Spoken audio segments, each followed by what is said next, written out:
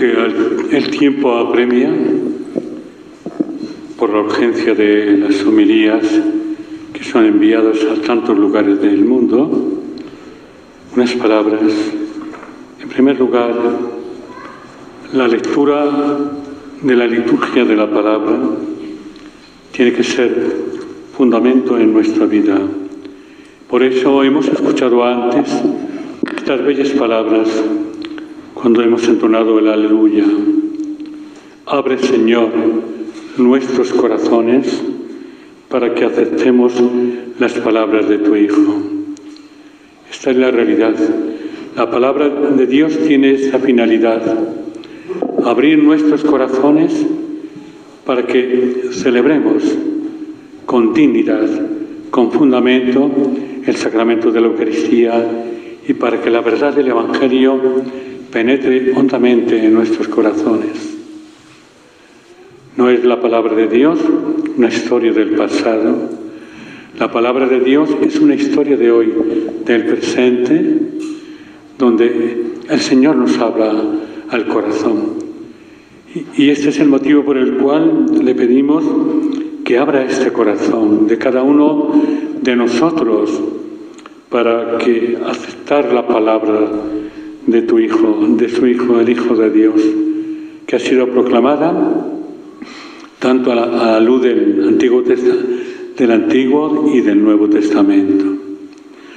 Hemos escuchado en primer lugar una lectura del Antiguo Testamento, la primera lectura, tomada del libro de Isaías, un texto tal vez 6 siglos antes de Cristo. En este libro de Isaías Dios habla al pueblo de Dios, a su pueblo elegido. Y es más que en boca de Isaías se dice: buscad al Señor mientras se deja encontrar, invocadlo mientras está cerca. Es un momento, queridos fieles, para buscar al Señor. En este momento serio de la historia, el hombre de hoy quiere renunciar a Dios. Se equivoca. La vida sin Dios no es vida.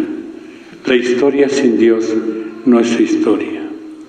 Y es más que el profeta Isaías, como nuestros planes y nuestros caminos no son los planes ni los caminos de Dios.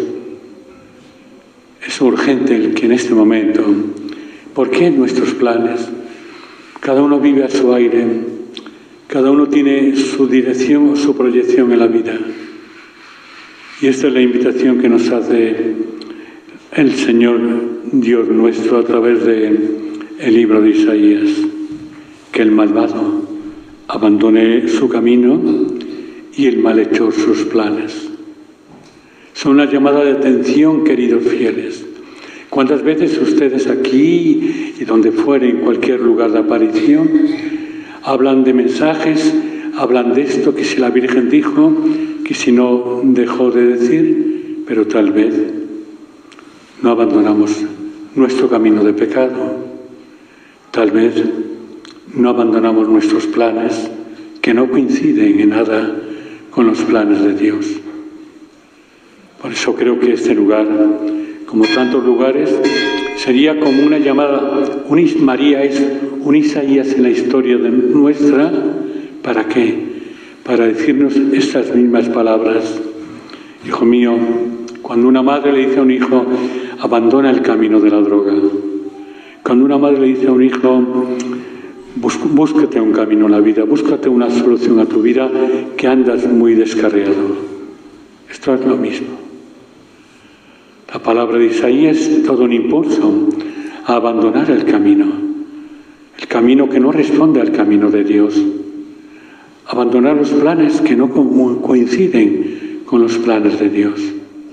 Es lo más bello cuando alguien que viene a un lugar de aparición, pues sacar como conclusión esta.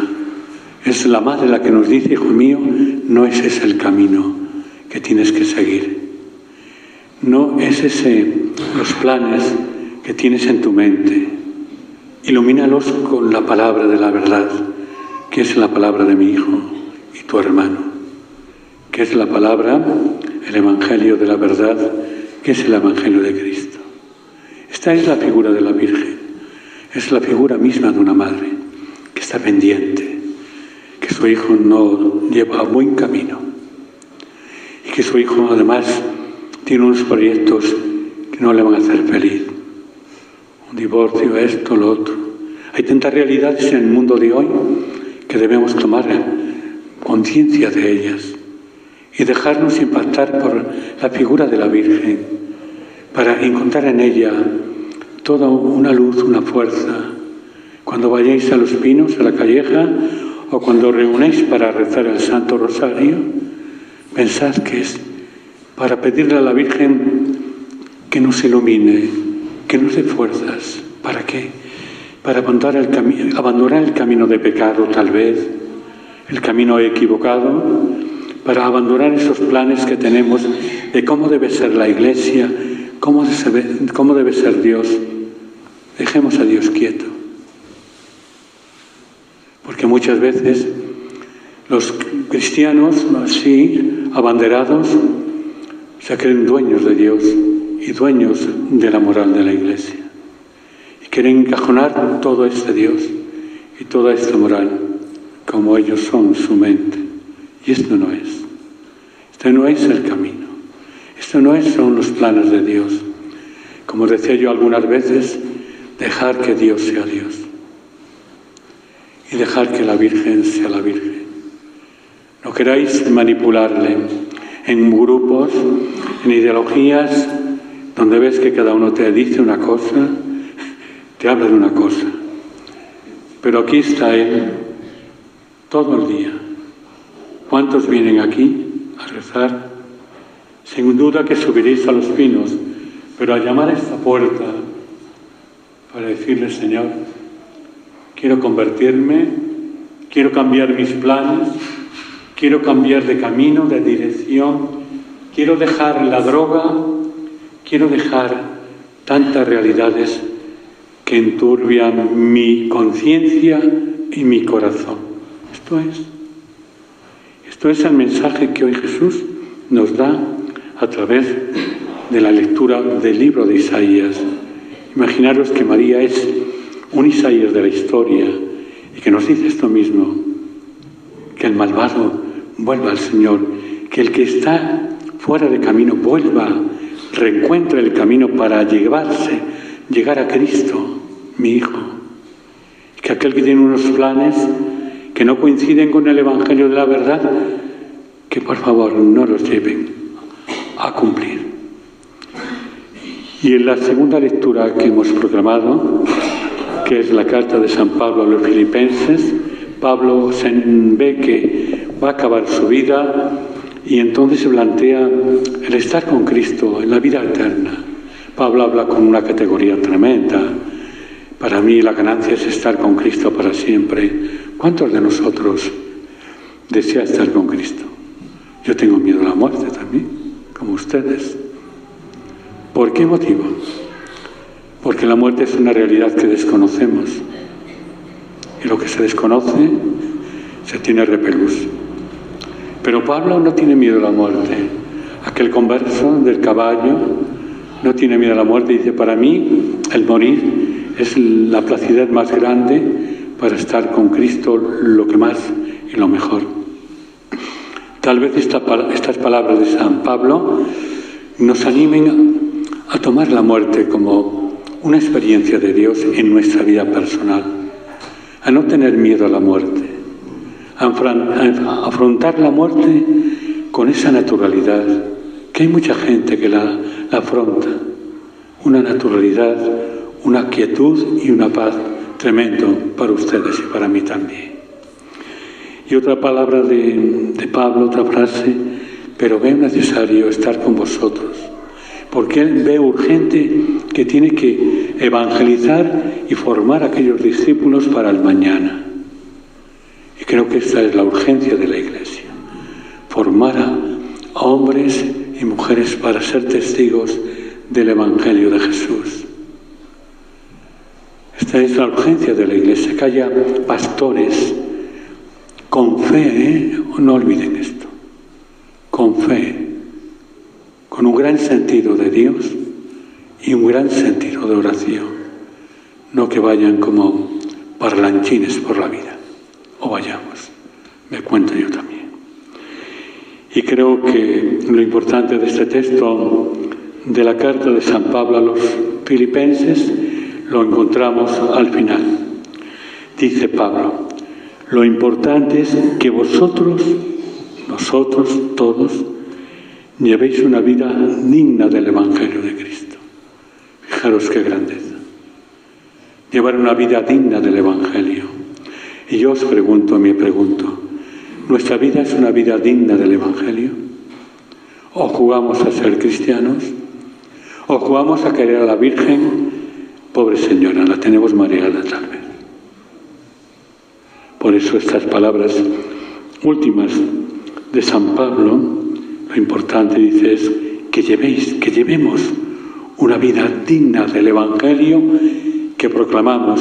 Corremos el riesgo, queridos fieles, que cada uno se hace un evangelio a su estilo. Esto me gusta, esto no me gusta, esto quiere decir esto. Tenemos que mirar el evangelio con radicalidad, sin enmiendas ninguna, con toda naturalidad, y creo que esto es lo bello de un creyente. Nos dedicamos mucho a hablar de cuándo vendrá el milagro, el aviso, estamos enfrascados, enquistados en estas realidades, en todos los lugares de apariciones. Pero ¿por qué nos preocupamos en vivir con dignidad el Evangelio de Jesús? Y desde esa realidad, cuando llegue ese día, estaremos preparados. Lo demás sería una tomadura de pelo. Y por último, el Evangelio que hemos proclamado, que le hemos escuchado tantas veces, los jornaleros que llama el Señor. En primer lugar, es un Evangelio de vocación.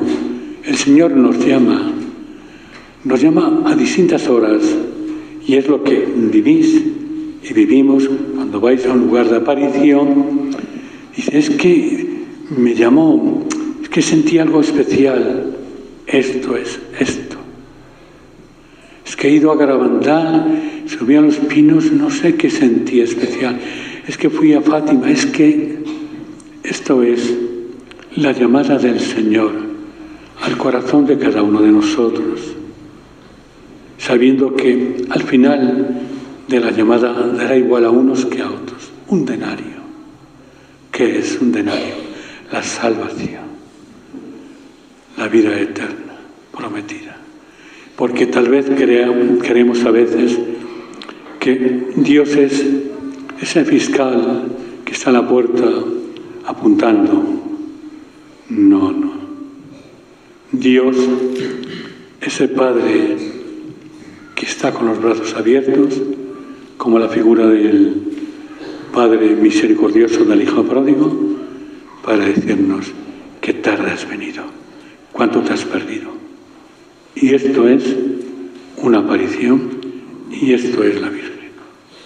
Pues que hoy nosotros, en este momento, tanto un poco de prisa, profundicemos seriamente estas palabras que no pueden quedar en el vacío en esta asamblea, sino, como dice el texto, abre nuestro corazón para que de verdad aceptemos esta palabra que hemos proclamado, esta palabra de Dios, la pongamos en práctica, de pie.